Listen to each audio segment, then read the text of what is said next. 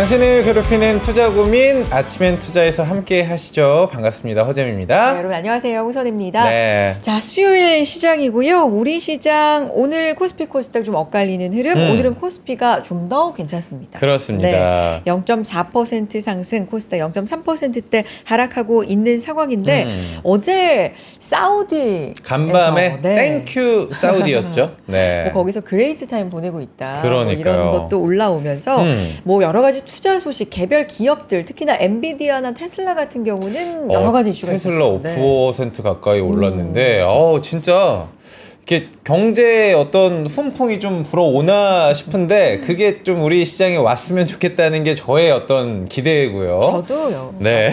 많은 분들께서 그런 기대를 하시고 계실 텐데. 또 이제 다우지수는 헬스케어 때문에 지금 발목이 좀 잡히는 상황이고요. 맞습니다. 네. 기술주와 뭐 우량주 사이에 좀 온도차가 극명했던 어젯밤인데 네. 우리 시장과 연관지어서 어떤 이슈 좀 봐야 되는지 오늘도 함께 이야기 좀 나눠보겠고요. 그 전에 세미나 좀 안내해드릴까요? 세미나 여러분들께 또 선물 같은 보따리 저희가 소개를 좀 드려보도록 하겠습니다. 첫 번째부터 한번 올려주시죠.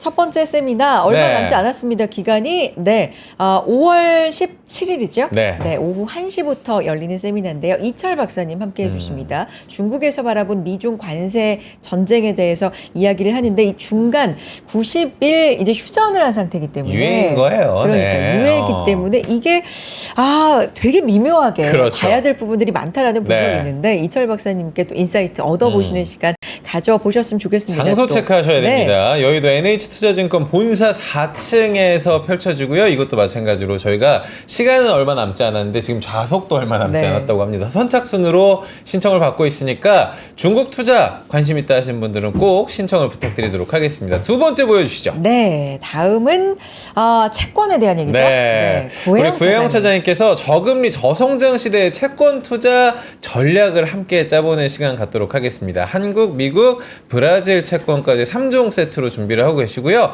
날짜는 5월 19일 월요일 오후 3시 30분부터 오후 5시까지 장소 보셔야 됩니다. NH투자증권 이총동 WM센터에서 함께 진행을 한다고 합니다. 채권 투자 많은 분들 관심은 있으시지만 좀 어렵다 하시는 지금도 분들 어려워요, 있어요. 네. 그러니까 그런데 실전 투자 관점으로 또 말씀해 주실 것 같아서 이 세미나도 많이 신청해 주시고요. 다음 세미나 보겠습니다. 마지막 세미나입니다. 자, 이혁진 차장님. 네, 우리 견자단 월요일의 남자 이혁진 차장님과 그리고 구혜영 차장님이 조선 바이오 방산 종목 점검 그리고 하반기에 어떤 주도주들이 있을까 점검하는 시간을 우리 이혁진 차장님께서 준비를 하시고요. 구혜영 차장님께서는 마찬가지로 저성장 시대에 어떤 채권을 바라봐야 될까 채권이 답이다라는 주제로 준비를 하고 계십니다.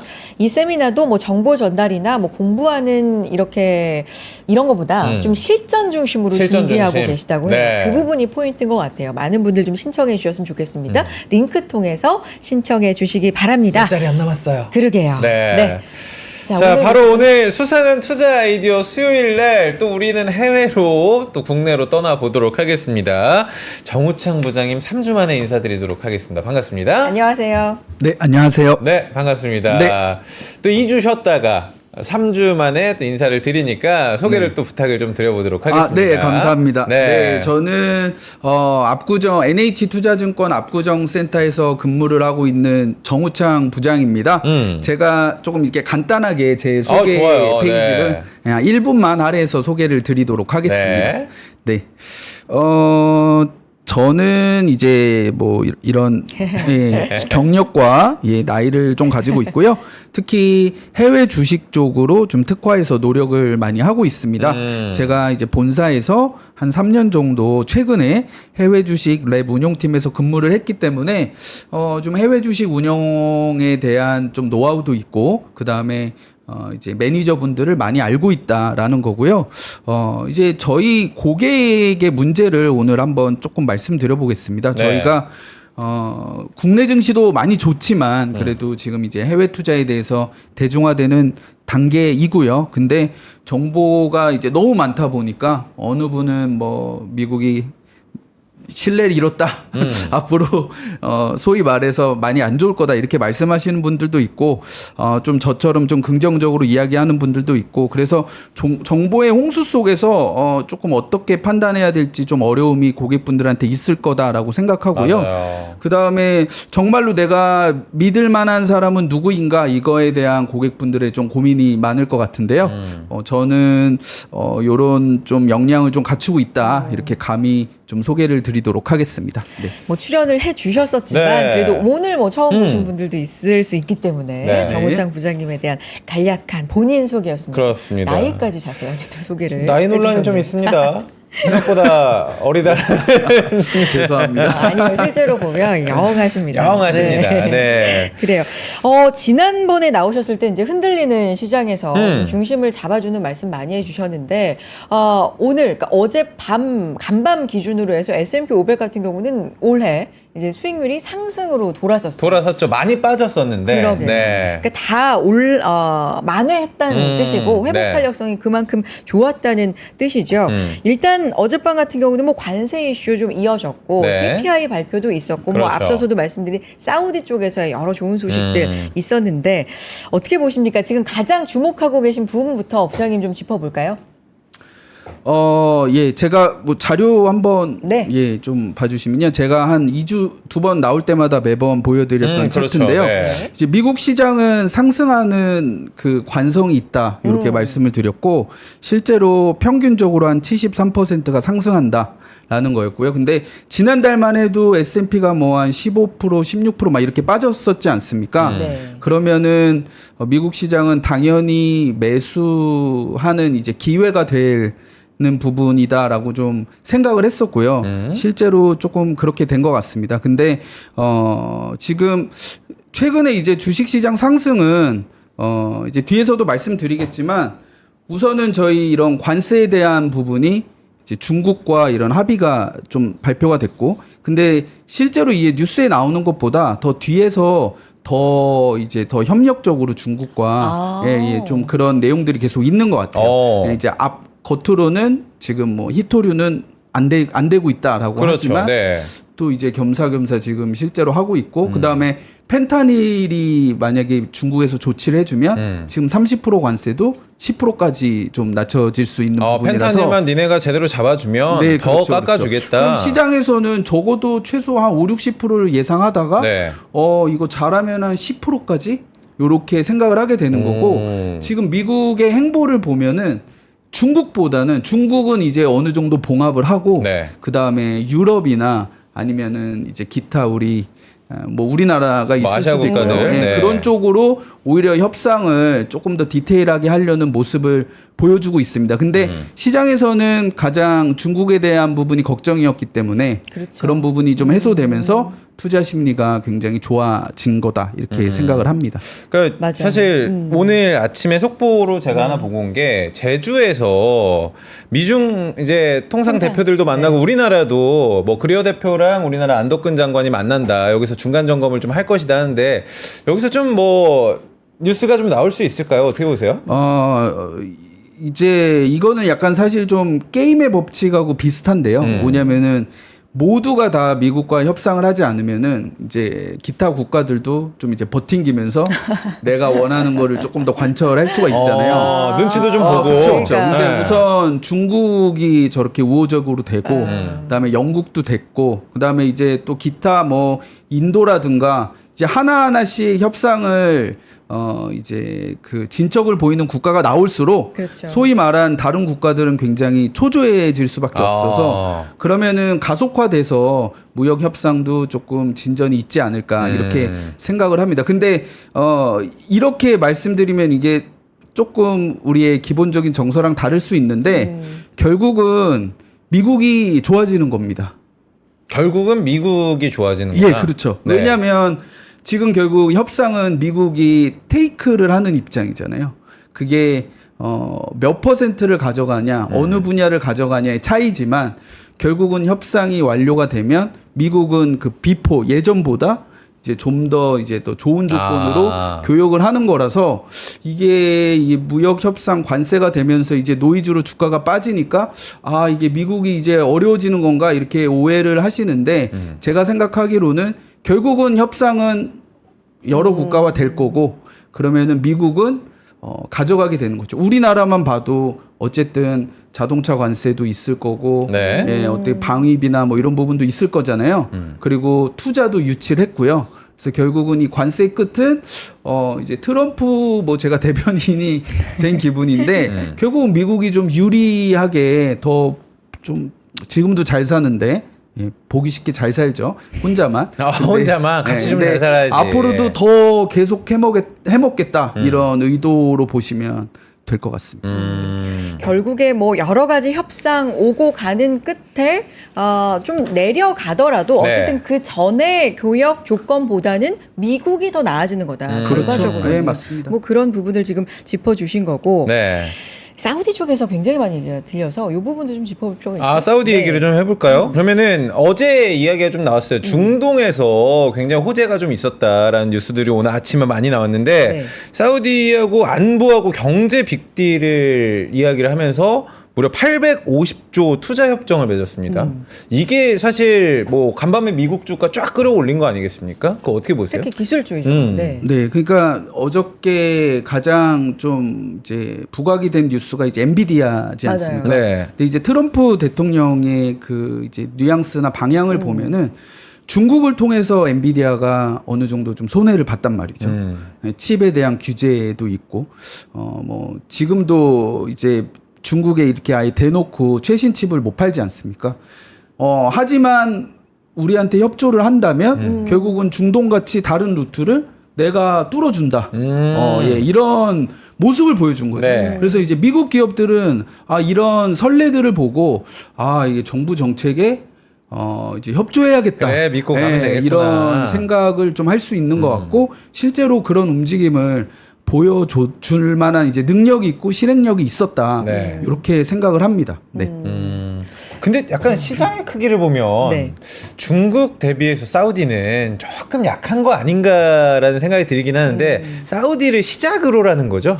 예, 맞습니다. 말씀은? 예, 맞습니다. 네. 지금 중동 순방을 하고 있기 때문에 며칠 동안 이쪽에서 이제 들려오는 이야기들 좀 주목해 볼 필요가 있을 것 같고요. 테슬라도 네. 한번 살펴주세요. 테슬라도 마찬가지인 건가요? 그러면? 예, 맞습니다. 테슬라도 이제 어저께 이제 일론 머스크가 그 사우디 그 빈살만 네. 같이 이렇게 완전 셋이 만난 스타링크 얘기도 하고. 예, 그래서 그랬는데요. 지금 사우디에서 이제 FSD를 이제 하고 싶다. 일론 머스크 이 반응이 나오면서 이제 주가가 좀 많이 올랐습니다. 근데 이제 중국하고 비교를 해보면 이 중국 시장이 더 크지만 네. 중국에는 이미 진출되어 있고 경쟁도 치열하죠. 근데 이제 사우디 같은 경우는 자국의 자동차 산업이나 이런 자율주행 산업이 없지 않습니까? 그렇죠. 최초로 진출했을 때 이제 선점 효과나 장악 효과가 클 거기 때문에 시장에서 그런 것들을 좀 호재로 조금 인지하고 주가가 좀 올라갔다 이렇게 생각합니다. 뭐 옵티머스도 보여주고 언제가 될지 말하진 않았지만 어쨌든 로보택시 하겠다 뭐 이런 얘기도 해서 어제는 뭐 좋은 얘기들 투성이었던 것 같긴 한데 네, 이게 우리 시장까지 어떤 연결이 좀 있을까 또 미국 시장은 어떻게 봐야 될까 계속해서 좀 얘기 나눠보겠습니다. 야, 근데 뭐 댓글로 우리 선혜 씨는 뭐 순정 만화 스타일이라고 하는데 저는 무슨 방자 느낌이라고. 춘향전의 방자 느낌이라고. 아니 근데 얼굴 좋아 읽어드리고. 보인다고 얼굴 좋아 막 보인다고? 그러시는데 사진 좀 찍어주세요. 그러니까 네. 계속해서 감사합니다. 이어가 보도록 하겠습니다. 네. 자료를 오늘 거의 뭐 19장 20장을 갖고 오셨기 때문에 하나하나 좀 볼 필요가 있는데 네. 부장님께서 보시고 싶은 자료부터 우리 이렇게 차례로 얘기 나누면서 가면 될 것 같아요. 네, 뭐부터 우선 볼까요? 시장 네. 전망에 대해서 좋아요. 좀 말씀드리겠습니다. 네. 네, 페이지를 한번 봐주시겠어요? 네. 그러니까 지금 시장은 또 굉장히 좋은데, 그러면 시장을 앞으로 어떻게 봐야 되냐라고 하면은 우선 연준에서는 이제 우리가 기존에 전망하던 성장률보다는 좀 미국의 성장률이 떨어질 수 있다. 네. 그리고 물가의 전망은 좀 높아질 수 있다. 네. 이렇게 말을 하고요. 그리고 연준도 이제 계속 불확실성이 크다라고 하기 때문에 사실 우리 같은 개인 투자자들도 어떤 완벽한 확신을 갖고 이제 어떤 건 될 거다. 예, 이렇게 자산 운용하기는 사실 좀 어려운 상황인 건 맞습니다. 지금 상황이 좋아졌다라고 하더라도요. 그리고 트럼프 취임 후에 금융시장을 보시면은 한번 기억나는 것만 얘기해 보면 우선 관세 때문에 그 폭탄 관세를 부과하면서 주가가 단기간에 S&P가 고점 대비 한 20% 가까이 20%. 빠졌었죠. 네. 그게 뭐 한 달에서 한 달 반 사이에 급하게 그렇죠. 빠졌었고요. 그다음에 관세를 유예한다 하면서 뭐 나스닥이 12%가 오르는 날이 있었고 기억나요. 채권과 달러, 주식 모두 약세라고 그렇죠. 하면서 이제 미국의 패권이 끝난 거 아니냐 Sell 이런 USA. 이런 말들도 네. 있었고 최근에는 뭐 약가를 뭐 80% 인하하겠다 뭐라든가 그렇죠. 이런 폭탄성 이벤트들이 계속 나오고 있기 때문에 지금은 사실 저는 개인적으로 이제 금융시장을 할 때 어떤 일이든지 일어날 수 있는 시장이다. 예, 요렇게 생각을 하고 있고요. 네. 그렇기 때문에 정말 내가 중심이 딱 잡혀 있어서 정말 확신이 있는 자산군에 대한 이제 포지션이 굉장히 중요하다라는 거죠. 예, 이런 수급에 의한 막 그런 변화들이 나타나면서 이거 뭐가 큰 일이 나는 거 아니야 이런 걱정을 하실 수가 있는데 네. 그럴 때일수록 조금 흔들리지 않을 수 있는 내가 확신을 갖고 있는 아이디어나 포지션이 중요하다 이렇게 생각을 합니다. 그래서 그냥 남들 말만 듣고 야 요새 비트코인이 좋대 앞으로 갈 거야 뭐 갈 수 있죠. 근데 그거에 대해서 스터디가 잘 돼 있고 이런 상황에서 비트코인이 올라간다라고 스터디가 잘 돼 있는 분이면 괜찮은데 어떤 뭐 포모라든가 그렇지. 아니면 뭐 저희도 지금 방송을 하고 있지만 네. 어떤 유튜브 방송 이렇게 얕게 보고 투자하시기는 좀 어렵다. 중심을 확고하게 가져야 된다라는 거고요. 다만 저는 좀 조심스럽게 이런 미국 주식 시장에 대해서는 그래도 이런 좀 불확실성이 있지만 낙관을 하고 있습니다. 하고 계시다. 좀 근거를 좀 말씀드리면요. 네. 이게 제가 4월 한 10일, 15일, 16일경에 출연을 처음에 했을 때 네. 그래도 시장이 너무 안 좋은데 그래도 기대할 만한 게 있을까요? 라고 했을 때 보여드렸던 자료입니다. 이게 뭐냐면 글로벌 유동성 차트인데요. 글로벌 유동성은 지금 거의 정고점 부근에 와 있습니다. 근데 나스닥은 원래 이거를 따라가는데 지금 주가는 관세 이슈로 많이 빠졌습니다. 그러면 캐치업하지 않을까요? 그러니까. 라고 이제 거의 한 달 전에 말씀드린 거죠. 네. 근데 지금 한 요 정도까지는 올라온 것 같아요. 예. 우선 유동성이 늘어나는 국면에서는 결국은 위험 자산의 수급이 가게 된다. 그러니까 똑같은 이슈도 악재는 조금 둔감하고 호재에 또 민감하게 작용하는 거죠. 돈이 많이 풀리는 구간에서는. 그리고 요거 같은 경우는 이제 미국의 유동성을 보여주는 차트인데요. 코로나 때 미국 돈이 제일 많이 풀렸잖아요. 제로 금리고. 네. 근데 약간 소름 끼치지 않습니까? 아직 소름까지는 안 그래요? 올라왔는데 네. 해석을 좀 해주셔야 제가 올라올 거예요. 거의 왔습니다. 거의 정고점. 미국의 유동성도 지금 금리를 안 내리고 있으니까 돈을 쪼이는 거 아니야? 왜 그렇지라는 게 아니라 미국의 유동성은 또 뭐 연준도 있지만 재무부나 재정정책 또 은행의 대출을 통해서 통화량이 늘어나는데 신압으로 지금 돈이 많이 풀리고 있다라는 네. 거죠. 그래서 요게 사실 4월 20 이게 매달 발표가 됩니다. 매달 한 넷째 주쯤 발표가 되는데 보시면 4월 22일에 발표했잖아요. 이때부터 나스닥이 그냥 어떤 재료 없이 계속 올라갔었어요. 재료 계속 없이. 올라가다가 이제 중국에 대한 관세가 유예됐다라고 나오면서 이제 더 폭발력을 가지게 된 거죠. 그래서 저희가 지금 시장은 글로벌적으로나 미국에 한해서 봐도 돈이 쪼여지는 국면이 아니라 유동성이 굉장히 퍼지는 구간이다. 이렇게 말씀을 드릴 수가 있고요. 그 다음은 이게 JP 모간에서 나온 그 이제 최근 코멘트인데 네. 결국은 지금 우리가 가장 걱정하는 내러티브가 그거 아닙니까? 물가 올라가. 그러면은 소비가 위축되겠지. 그렇죠. 그러면은 경기 침체 가는 거 아니야? 이렇게 생각하겠죠. 네. 근데 미국은 좀 쌓아놓은 게 탄탄합니다. 예. 그래서 재산이 많은 사람은 지금 돈이 좀 끊겨도 소비를 할 수가 있잖아요.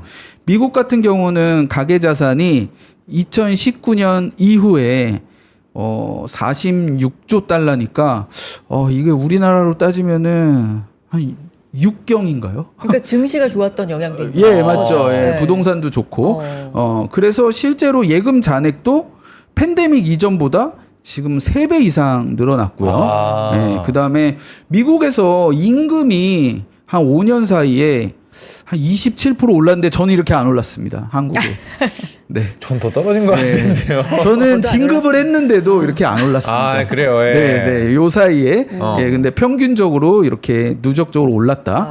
그리고 실업률도 저희가 지금 조금 걱정하고 있지만 4.2%면은 완전 고용에서 그렇게 많이 벗어난 수치도 아니다. 그 다음에 사실 기름을 휘발유 가격이 미국의 소비에 많은 영향을 끼치는데 이거 같은 경우는 지금 하단으로 잘 잡혀 있다라고 해서 지금 누적돼 있는 미국의 이제 펀더멘탈이 괜찮기 때문에 이런 악재들의 외부 대외 상황의 악재가 있지만 그래도 소비는 당분간 계속 이어질 거다. 근데 미국의 경기에서 가장 중요한 게 소비거든요. 그렇죠. 예, 그리고 실제로 미국의 1분기 기업 그 실적의 어닝콜에 보면 소비에 대해서 되게 위축되는 콜이 거의 없었습니다. 그렇기 때문에 미국의 소비가 그래도 탄탄하다면 저희가 증시에 대해서는 이제 너무 부정적으로 볼 필요는 없다. 네, 그리고 돈이 많이 풀리고 있다. 이렇게 말씀을 드릴 수 있겠습니다. 지금 저런 상황이 그 제롬 파월 연준 의장이 얘기했던 기다려 볼 만한 위치가 지금 경제 위치가 나쁘지 않고 상당히 좋다 이런 부분이 지금 저런 게 다 근거예요. 예, 맞습니다. 그래서 뭐 향후에는 어떻게 될지 네. 모르겠지만 지금 상황만 보면은 트럼프가 말하는 대로 원하는 대로 다 되고 있죠.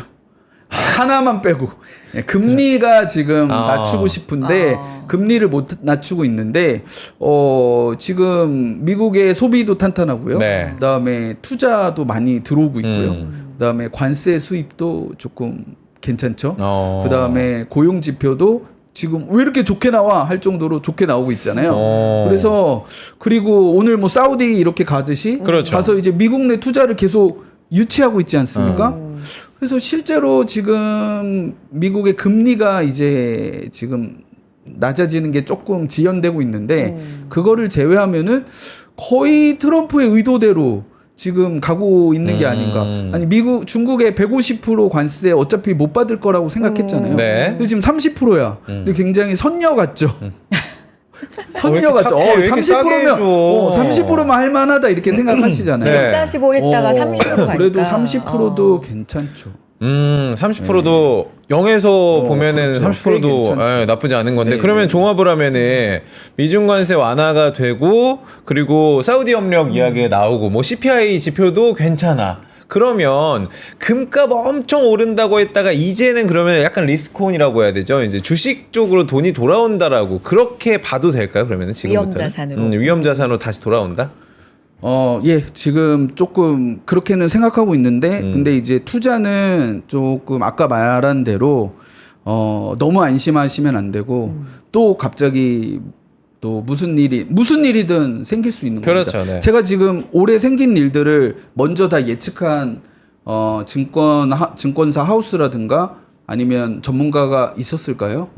없었잖아요. 그죠? 그러니까 앞으로 일어날 일들도 어떤 일이 일어날지 그냥 열린 마음으로 좀 시장을 대응해야 되고 내가 이 자산은 이 종목은 이 섹터는 정말 자신 있어 라고 하는 쪽에 이제 자산을 투입을 해야 된다 이렇게 생각을 합니다. 근데 그래도 최근에 미국 시장 흐름을 보면 그렇게 두려움이 많았었는데 최근에 그때 역시 좀 믿고 샀어야 된다. 흔들릴 때 그 정도로 회복을 이제 하고 있잖아요. 되돌리고 있기 때문에 우리 시장과 좀 비교가 항상 또 되기도 하고 그런 생각이 그러면은 드는데 그 트럼프 맘대로 안 되는 금리를 파월은 언제쯤 이제 좀 움직여 줄 거라고 생각을 하실까요?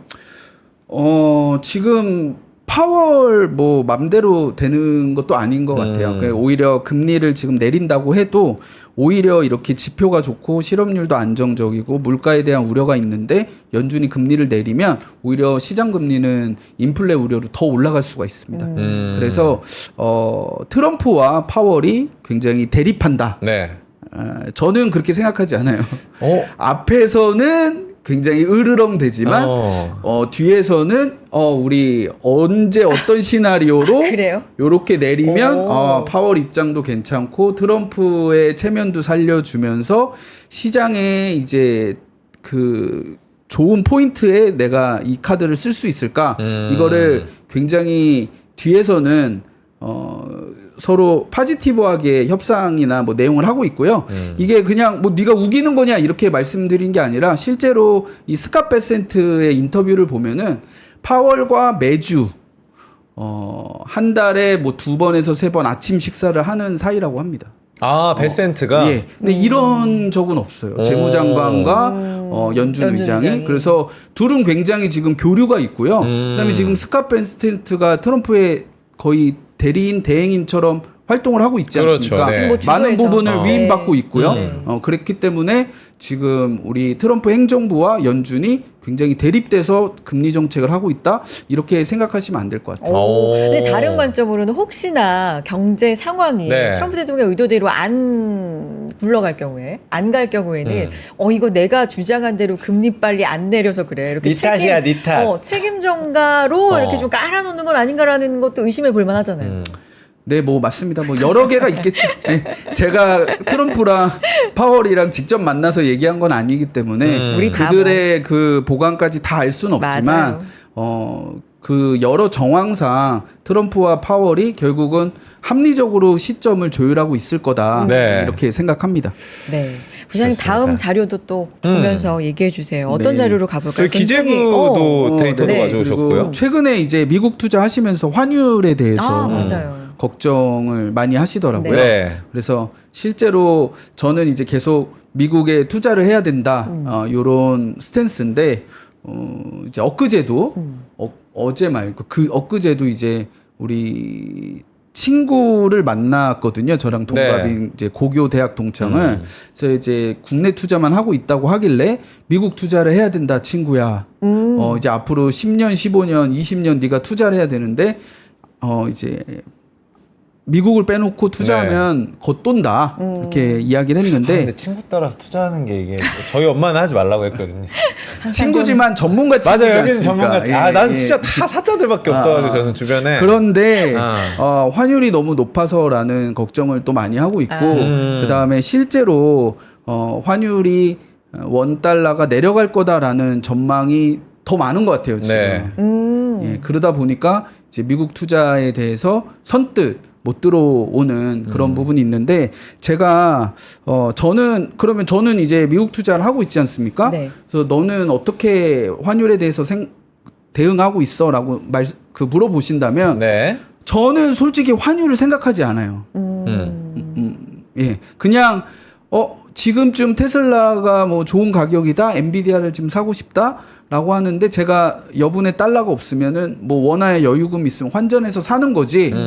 주식을 살 때 달러의 레벨까지 생각해가지고 그 주식 하나 맞추기도 어려운데 달러까지 생각해서 지금은 달러가 내릴 거니까 이렇게 생각하지 않습니다. 환차손 그런데 저만 환차익까지는? 그러는 게 아니라 실제로 미국 주식을 많이 하고 오래된 뭐 저 주변에 고수들도 있지 않겠습니까? 그렇게 환율에 대해서 이제 민감하게 생각하지 않고요. 왜냐하면 어저께 테슬라가 5%, 엔비디아 5% 올랐잖아요. 네. 우리나라 환율이 갑자기 한 5%가 1년 안에 내리기가 어렵습니다. 한 70원 되잖아요.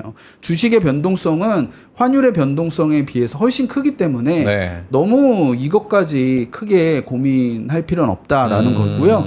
그리고 두 번째는 우리의 이제 투자하는 기업들을 생각을 해보면 설사 저는 이제 달러가 그렇게 약세를 간다는 주장에 대해서 동의하진 않지만 네. 설사 달러가 약세를 간다고 해도 우리가 좋아하는 미국의 그런 대표 기업들은 해외 매출 비중이 높습니다. 네. 예. 그러니까 한 40-50% 될 거예요. 엔비디아, 뭐 테슬라, 애플 뭐 다 마찬가지죠. 그러면 달러가 약세를 가면 자동적으로 실적이 또 환 효과로 좋아집니다.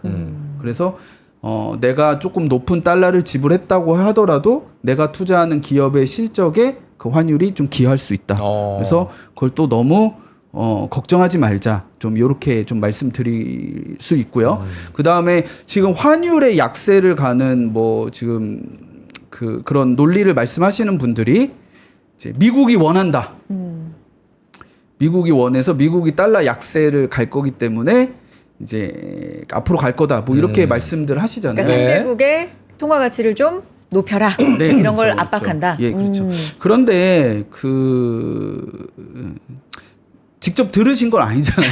그렇죠. 뭐 누가 직접 듣겠습니까? 다 건너서. 예. 근데 그래서 이제 그것도 불확실하고요. 예, 그 다음에 실제로 이제 미국이 제조업을 키우려고 하는 거 아니냐? 그러면 자국의 통화를 약세를 가야 제조업이 클 거 아니냐? 이렇게 말씀하실 수도 있는데 미국은 자국에서 생산해서 자국에서 소비하는 거를 지금 시나리오지 자국에서 생산해서 우리가 수출을 많이 늘려야겠다 이제 이 시나리오는 아니에요. 우리가 생산해서 우리 시장이 크기 때문에 우리 시장에서 소비를 하겠다. 미국에 팔리는 자동차를 미국에서 생산해라라는 거지 미국에서 생산해서 많이 수출해라라는 워딩이 아니지 않습니까? 네. 그거를 조금 좀 오해가 있는 것 같다라고 저는 생각을 합니다. 근데 이제 이 차트도 한번 봐주시겠어요? 네.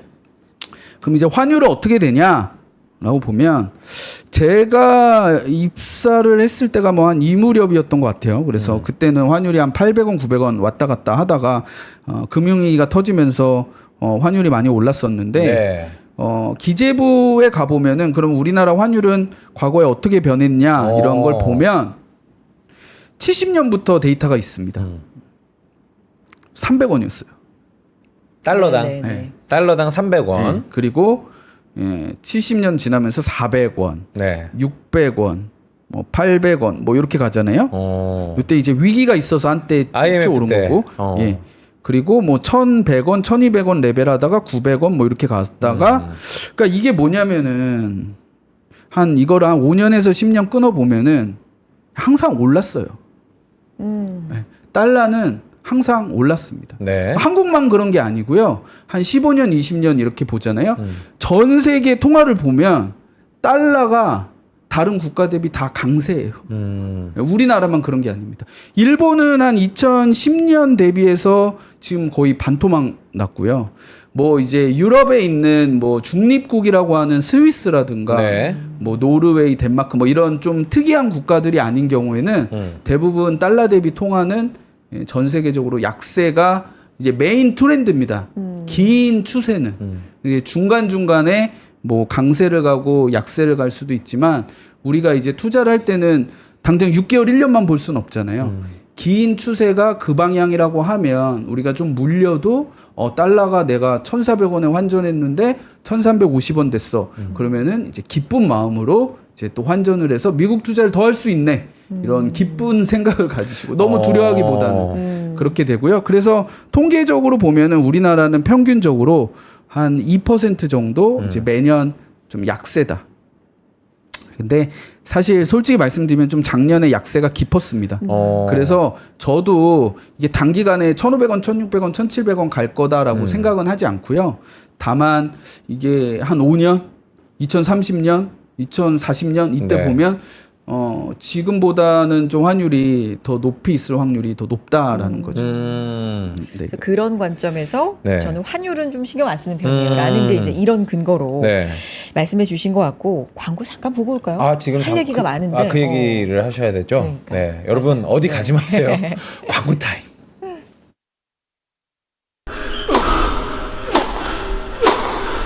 멋있다. 부러운가? 14만 1211번의 스윙과 68개월 27일의 투자로 만들어진 자세다. 나의 테니스도 나의 자산도 투자로 키운다. 나는 투자한다. 나는 성장한다. NH투자증권. 와, 멋있다. 부러운가? 기본기 연습과 스트로크 훈련에 1532시간을 투자해 갖게 된 리듬이다. 나의 드럼도 나의 자산도 투자로 키운다. 나는 투자한다. 나는 성장한다. NH투자증권. 네, 아침엔 투자 함께하고 계십니다. 네. 시장이요, 그래도 힘을 내줍니다. 코스피 0.5%대 상승, 코스닥도 강보합으로 돌아서 있는 상황에서 으쌰. 네, 미국 증시에 대한 이야기 또 네. 계속해서 해보죠. 이제는 네. 뭐 2부에서는 투자 아이디어를 네. 저희가 여쭤보는 구체적으로. 시간이에요. 그래서 투자 아이디어만 던져주시는 게 아니라 지난번에 던지고 갔잖아요. 그거에 대해서 점검도 하고 틀렸으면 매도 맞고. 저희 확실하게 그래요? 갑니다. 예. 자신 있으신가요? 네. 부장님 어떤 아이디어 가져오셨습니까? 아, 네. 미국 기준으로 이제 말씀을 드리는 거니까요. 자료 한번 보시면서 이야기하도록 하겠습니다. 제가 최초 출연했을 때부터 두 번째도 마찬가지고 계속 말씀드렸던 겁니다. 네. 똑같은 장인데 표시는 제가 조금 이렇게 흐리게 해놨죠.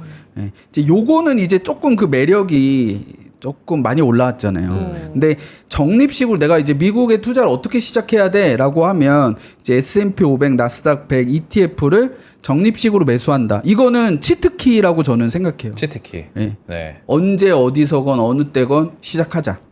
예, 라고 생각을 하고요. 근데 제가 이제 지난달에 왔을 때는 시장이 굉장히 하락을 했을 때잖아요. 네. 그때 제가 이럴 때는 종목 사는 게 아니고 인덱스에 투자해야 된다. 예, 그리고 중소형주보다는 대형주를 해야 된다. 왜냐하면은 많이 하락하다가 수급이 들어올 때는 결국은 지수 바스켓으로 우리나라도 마찬가지입니다. 자금이 들어와서 대표주 대형주들이 이제 먼저 올라갑니다. 네. 예, 그래서 중소형주 사서 괜히 내 차례 또 기다리지 말고 대형주나 인덱스에 투자하자라는 거고요. 지금은 이제 미국은 투자를 해야 되지만 그러면 어디에 투자를 해야 되냐라고 하면 뭐 그 당시에도 말씀드렸던 건데요. 관세 영향이 좀 없는 기업들. 네. 그다음에 오히려 관세라서 난도 좋아. 네, 오히려 수혜인 기업들. 여기가 뭐 더 좋겠죠. 뭐 찾기가 어려워요. 근데 오히려 좋아가. 네, 그래도 네. 좀 피해가 덜한 거 없어? 왜냐하면 지금 미국 증시는 트럼프의 그런 정책이 굉장히 강하게 작용하는 시기이기 때문에 전체 시장은 좋을 수는 있어도 아까 우리 앵커분이 말씀해 주셨는데 유나이티드 헬스 많이 빠졌잖아요. 그렇죠. 네. 그리고 제약이나 헬스케어는 지금 약가 내려. 너무 비싸. 그러면은 그 안에서 종목 골라가지고는 좀 어렵겠죠. 그리고 뭐 관세가 어떻게 될지 모르겠지만 뭐 나이키나 뭐 아디다스 뭐 이런 애들은 지금 베트남 같은 데서 생산하는데 그렇죠. 예.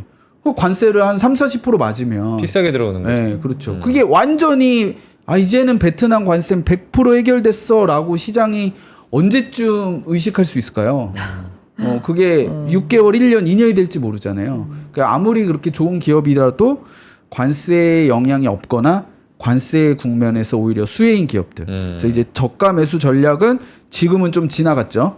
네, 그래서 지금은 인덱스 투자보다는 이제 종목 선택이 중요한 시기다. 네. 이렇게 말씀을 드리겠습니다. 네.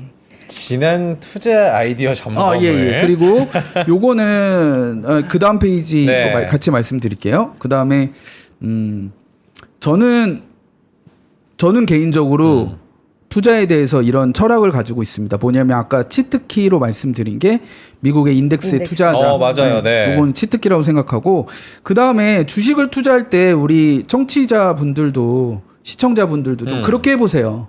뭐냐면 그 자꾸 모르는 거 하지 마시고 돈을 쓰시잖아요. 네. 그럼 내가 어디에 돈을 쓰는지 그거를 한번 잘 생각을 해보세요. 그리고 합리적인 소비자가 돼보세요. 그러면은 근데 내가 계속 넷플릭스에 돈을 내고 있네. 내가 유튜브 광고를 보고 제품을 사고 있네. 네. 예. 내가 애플 핸드폰을 쓰고 있네. 내가 다음에 테슬라 차를 주변에서 좀 사네. 뭐 이런 것들로 투자 아이디어를 해서 투자를 해보세요. 저는 좀 극단적으로 말씀드리면 우리 개인 투자자들이 돈 벌 방법은 그거밖에 없다고 생각해요. 내가 어디에 어떤 기업에 네. 주로 예. 뭐 물건을 사는지 내 소비를 서비스를 한번 봐야 사는지. 되겠네. 맞죠. 네. 엔비디아 좋죠. 뭐 어. 하이닉스 좋고 한미반도체 좋죠. 좋은데 주가가 갑자기 한 20% 떨어졌어요. 네. 어떻게 할 수가 없어요. 내가 그 업에 속해 있는 것도 아니고 갑자기 밸류 체인이 바뀌었나? 뭐 기술의 트렌드가 바뀌었나? 모르잖아요. 근데 그렇게 투자하지 마시고 정말 내가 돈을 쓰고 있고 그러면 이제 내가 돈을 쓴다고 무조건 투자하는 게 아니고 네. 내가 돈을 쓰는데 이 기업은 어떤 기업이지 하고 공부를 해서 이제 그 중에 종목을 골라도 충분하다. 한국에서도 불닭볶음면으로 우리 삼양 야, 네. 네. 10배 올랐지 네. 않습니까? 황제주. 네. 그런 거 있는데 왜 굳이 막 되게 어렵게 뭐 원전 뭐 투자하고 뭐 이렇게 뭐 무슨 로봇 밸류 체인이다 이런 거 투자하고 네. 뭐 배터리 뭐 이런 거를 제가 뭐 폄하하는 건 아니고 네네네. 제가 생각하는 거는 그런 것보다는 B2C 기업으로 내가 잘하는 기업에 투자를 해야 투자도 재밌고 그다음에 아까 제가 말씀드렸잖아요. 내가 확신이 없는 아이디어는 지금 쓸려갑니다. 지금 무슨 일이든 일어날 수 있기 때문에 쓸려가거든요. 네. 거기서 내가 굳건하게 중심을 잡으려면은 정말 내가 매일 겪고 경험하는 회사에 투자를 해야 된다. 그래도 충분히 회사가 많아요. 뭐 지난번에 제가 넷플릭스 소개해드렸지만 지금은 투자하고 있진 않은데 크록스 같은 것도 막 바닥에서 2배, 3배, 5배 막 이렇게 올랐거든요. 네. 근데 다 신으시잖아요. 많이 신죠. 네. 네. 그럴 때 생각을 해보시자는 거죠. 그래서 그 전에 이제 제가 추천드렸던 거는 이제 매그스라고 해서 미국 빅테크 7에 딱 균등하게 투자하는 ETF였습니다. 맞아요. 네. 네. 그러니까 애플에만 투자하면 갑자기 관세 맞아서 애플만 힘들 수가 있고 엔비디아가 갑자기 중국에서 그런 판매 금지가 돼서 힘들 수가 있는데 요렇게 7개 기업을 균등하게 투자를 하면 리스크와 리턴이 이렇게 자연스럽게 해지가 돼서 한 기업에 투자하는 것보다 좋다. 예, 그리고 가격도 한 6만 원이니까 싸다. 네. 예, 근데 뭐 물론 시점이 좋았지만 시장이 오를 때 전혀 소외되지 않았습니다. 야, 그러니까 지난 방송이 저희가 4월 16일이었는데 그때 그때 가격이 42불 정도 됐었는데 지금 21%가 올랐다는 거잖아요. 맞아요. 야, 이거는 S&P나 나스닥보다 더 올랐고요. 그렇죠. 예, 그다음에 그러면 국내에 투자할 만한 ETF는 없냐라고 네. 했을 때 뭐 물론 저는 이제 인덱스를 최소화하지만 요런 거를 좀 소개해 드렸고 요거는 일반 주식 계좌와 연금 계좌에서 투자가 가능했었고 네. 그다음에 빅7 애플은 없습니다. 빅7 포함해서 중국의 뭐 샤오미나 CAT에 유럽의 에르메스 등 1등 기업에 투자하는 ETF였고 이제 이 기업도 이제 성과는 괜찮았죠. 괜찮았고 저거는 또 연금 계좌로 투자가 가능하니까 네. 생각하시는 분들도 계시겠네요. 네, 요런 건 이제 연금에서 살 수가 없잖아요. 네. 그다음에 넷플릭스는 뭐 2번 다 말씀드렸는데 이제 중심적으로 말씀드린 게 23일이라서 네. 요 기업은 아까 제가 말한 대로 관세 영향에서 자유로운 기업이죠. 그리고 오히려 불황이 오면 더 좋아. 예, 불황에는 어디 놀러 가는 것보다 그냥 집에서 영화관 가지 말고 영화관 가면 한 3만 원 또 팝콘도 먹으면은 아유 더 한 나와요. 5만 원 네. 둘이 가면 쉽게 깨지더라고요. 5만 원 쓰는데 진짜. 넷플릭스에서 네. 그냥 배달 음식 시켜 먹고 족발 하나 시켜 먹고 정 돈 없으면 라면 먹고 좋겠다. 그래서 근데 회사에서도 지금 장기 전망을 이렇게 이야기했었죠. 네. 그래서 그때 이후로 그때도 많이 주가가 오른 상태였어요. 그래서 제가 말씀드리면서도 좀 죄송했었거든요. 이때 혼자 신고가 가고 있었거든요. 근데 그 위에서도 이렇게 수익률이 났었고. 그런데도 그러니까 오늘도 지금 넷플릭스 얘기를 하시는데 많은 분들이 너무 비싸다. 올랐다. 이거 뭐 지금 손 떨려서 못 사겠다 하신 분들이 계셔도 지난주, 지지난주만 해도 여러분들 저 정도였다. 그러니까 시점보다는 본인이 공부를 열심히 해가지고 주간대로 좀 가시는 게 좋을 것 같아요. 예, 그리고 테슬라. 공교롭게 테슬라가 이제 22일에 실적 발표했는데 제가 이제 23일에 와서 실적에 대해서 브리핑을 해드리고 그다음에 의견을 좀 드렸는데요. 그거는 이제 좀 많이 올랐습니다. 네, 그리고 일론 머스크가 컴백을 했고, 네. 그다음에 지금 테슬라는 뒤에서 제가 조금 자료가 한 장짜리 있는데 네. 6월에 로보택시가 시작을 하고요. 그다음에 테슬라 차가 좀 비싸서 판매가 좀 어려웠던 부분을 좀 저가 차량을 6월에 출시한다. 네, 되고 있고요. 그럼 오늘은 뭐 소개할 거냐? 그게 중요합니다. 그게 중요합니다. 뒤에 네. 말씀드리도록 하겠습니다. 뒤에 말씀하나요? 네, 네. 광고를 뭐 또 보고 와야 되나요? 아니요, 그러면은? 그렇죠. 네. 그래서 아까 매그스는 이런 ETF로 제가 소개를 해드렸었고 네. SF+였고요. 이제 넷플릭스는 이제 이런 2030년까지 목표가 있었다. 요거 방송에서 다 말씀을 드렸었습니다. 근데 요거는 지금 리뷰해 주시는 거예요? 아니면 리뷰입니다. 지금부터도 지금 소개해 주셨던 그 종목들은 더 간다라는 관점이세요? 이거 힘들 것 같은데. 솔직히 말씀드리면은 뭐 요거 두 개는 괜찮은 것 같고요. 네. 넷플릭스는 조금 조정을 좀 기다렸다가 사시는 게 전 좋을 것 같아요. 그래요. 야, 테슬라 오르는 거 보면 자, 그리고 진짜 테마주 같아. 테슬라는 조금 말씀드리겠습니다. 네네네. 테슬라는 이제 6월에 이제 FSD가 비감독이 승인이 되고 로보택시를 6월 1일에 할지 뭐 6월 30일에 할지 모르겠습니다. 근데 6월에 아무튼 여러 정황상 할 것 같습니다. 왜냐하면 일론 머스크 얘기만 들으면 또 미뤄지겠네라고 생각할 수 있지만 지금 그런 테슬라의 공식 계정에서 계속 로보택시를 6월에 할 거라는 그 일종의 예고편 같은 컨텐츠나 글들이 계속 올라오고 있거든요. 네.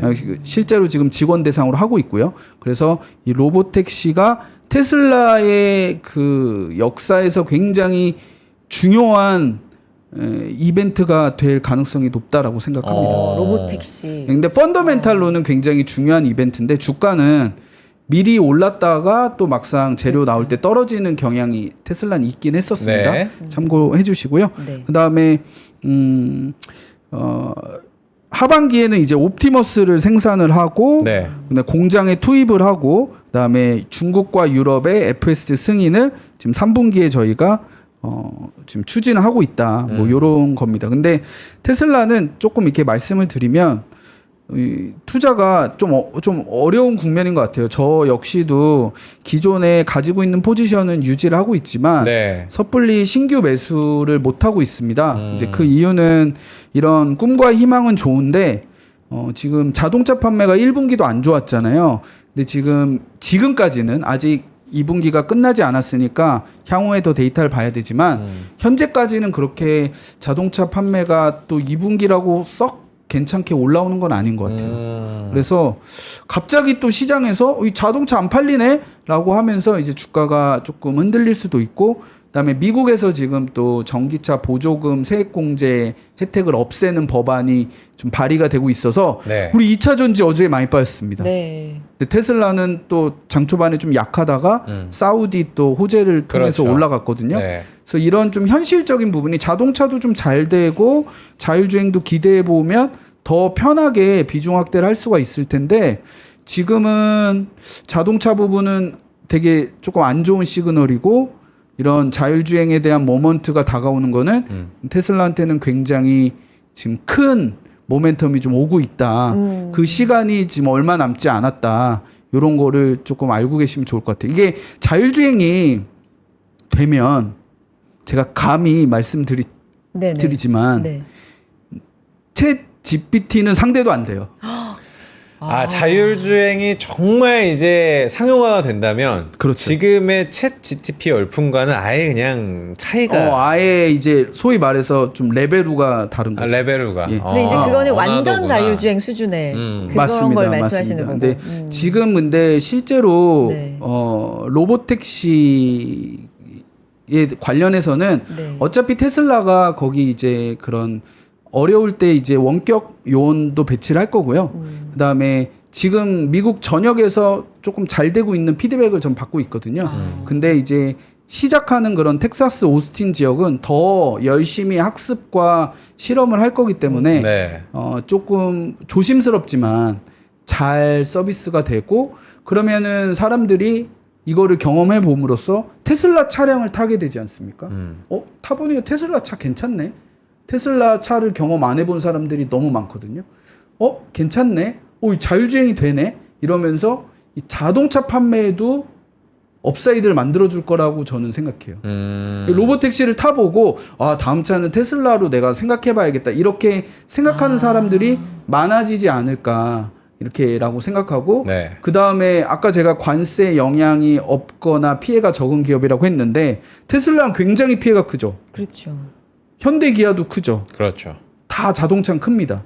근데 만약에 테슬라가 여기서 FSD나 로보택시로 자동차 판매 이외의 서비스 매출을 보여준다면 그러면 관세 영향에서 자유로운 기업이 포지셔닝이 될 수 있는 거죠.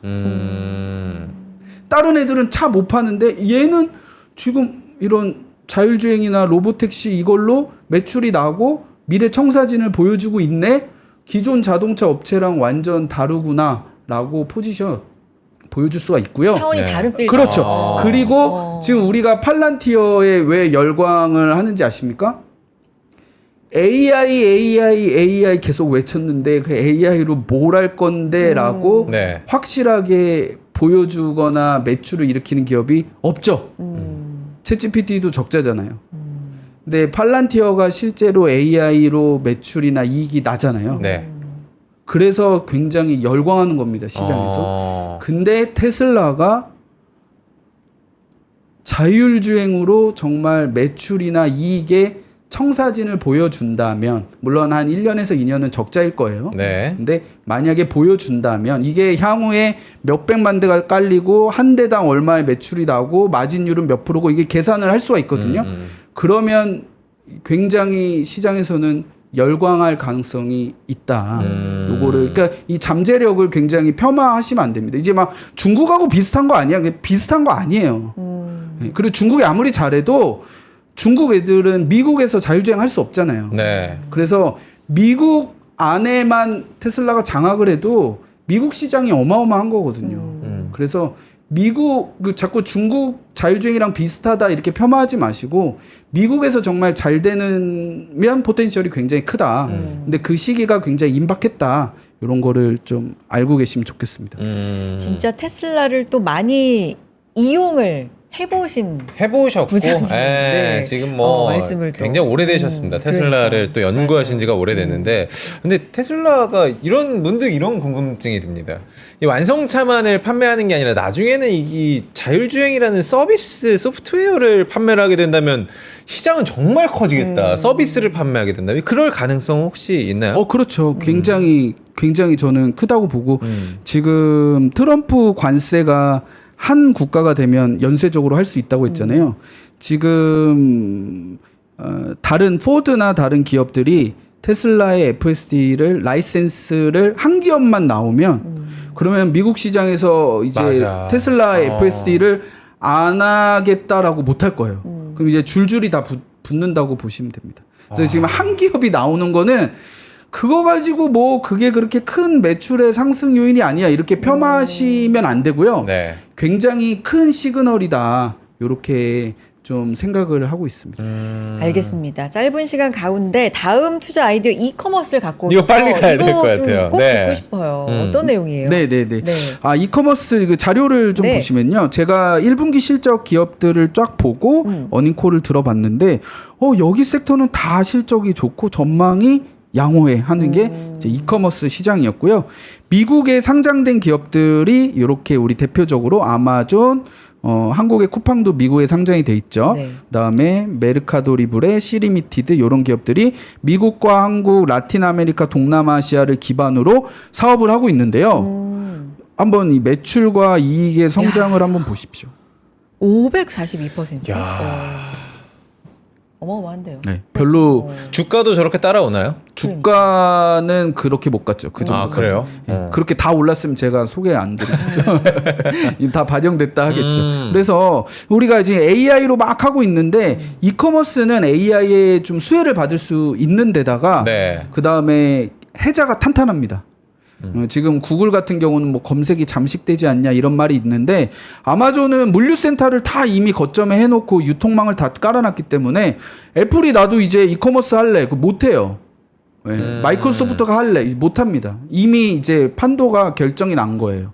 그래서 경제적 해자를 갖고 있는데 AI를 적용해서 뭐 제품의 추천이라든가 노출이라든가 광고의 효율성이라든가 나중엔 아까 말한 그 자율주행이 되면 물류비에 또 그 줄일 수가 있고 아마존 같은 쿠팡이나 이런 데는 자동 물류에서 또 로봇 같은 거 많이 쓰잖아요. 네. 그래서 선순환, 가입자 증가 선순환이 이렇게 되고 있고 대부분 이런 기업들이 핀테크도 하고 있고 그다음에 그런 음식 배달 이런 것도 같이 우리 지금 쿠팡 이츠가 배민을 많이 따라가고 있다고 합니다. 저도 많이 사용하게 되더라고요. 예. 네. 그러니까 이미 이쪽에서 고객을 확보하고 있기 때문에 다른 분야에 진출하는 게 카테고리에 진출하는 게 굉장히 유리한 거죠.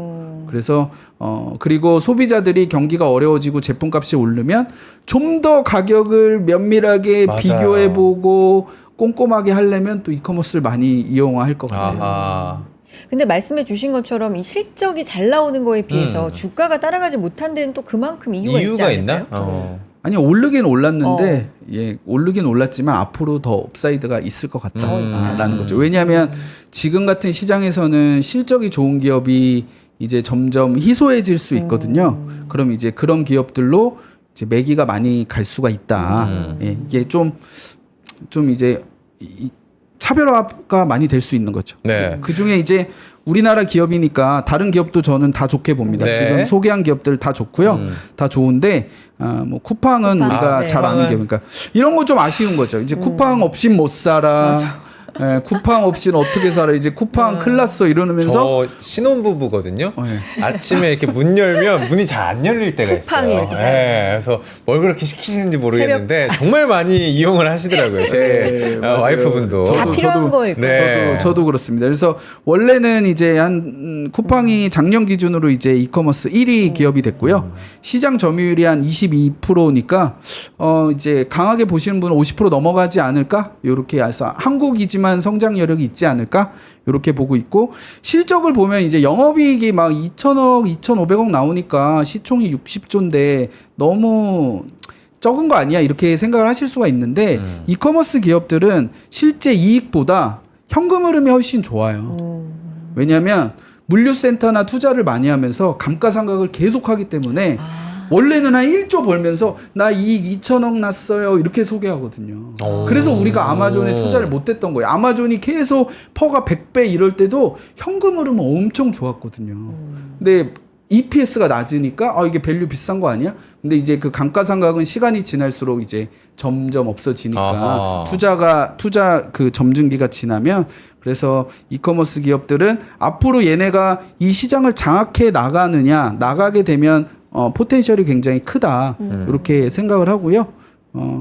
마무리 이제 한 말씀. 예, 한 말씀. 쿠팡은 이제 우리 스탠리 드러컨 밀러라고 연평균 30.4% 수익률을 올린 이분께서도 주요 5등 포트에 이제 쿠팡이 들어있다. 아하. 네. 그러네요. 네. 딱 여기까지. 네, 마무리로. 여기까지 하겠습니다. 마지막 말씀으로 임팩트 있게 네. 해주셨고요. 아우, 재밌어요. 저는 정우청 부장님과 함께하면은 그리고 제시해 주신 예. 것들을 그동안에 어땠는지 이제 리뷰를 또 해주시니까 네, 계속 꾸준히 해드릴게요. 그러니까요. 네, 그 부분도 계속 부탁드리겠습니다. 정우창 부장님 고맙습니다. 감사합니다. 아니 근데 그 정우청 부장님이 뭐 이렇게 소개해줬다고 사라는 건 아니고요. 대신에 네. 또 여러분들 막 몇 달 지나서 작년에 이거 따라서 샀는데 뭐 지금 안 좋. 이건 여러분들의 판단 좀 도움이 되시게 저희가 소개를 해드리도록 하겠습니다. 매일매일 저희 이제 다양한 또 의견을 제시해 드리려고 노력하겠습니다. 코스피 코스닥 0.7%대, 0.1%대 각각 빨간불 좋다. 켜고 있는 상황. 네. 수요일 시장도 끝까지 잘 마무리하시길 바라면서 저희 내일 인사드리겠습니다. 고맙습니다. 고맙습니다.